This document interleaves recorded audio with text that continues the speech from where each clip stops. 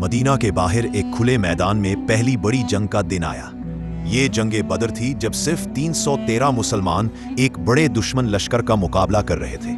उन मुजाहिदीन में नौजवान, बहादुर और ईमान से भरपूर हजरत अली भी थे। सूरज की रोशनी में दोनों लश्कर आमने सामने खड़े थे। दुश्मन के बड़े बड़े पहलवान एक के बाद एक आगे आकर ललकारते कि कौन मुकाबला करेगा। मुसलमानों के दिलों में अल्लाह पर भरोसा था, लेकिन दुश्मन के पास ज्यादा तलवारें और घोड़े थे। सबसे पहले हजरत अली आगे बढ़े। आपने दुश्मन के माहिर जंगजू वलीद बिन उतबा का मुकाबला किया। एक जबरदस्त लड़ाई के बाद हजरत अली की तलवार की चमक आसमान तक जा पहुंची और दुश्मन का पहलवान गिर पड़ा।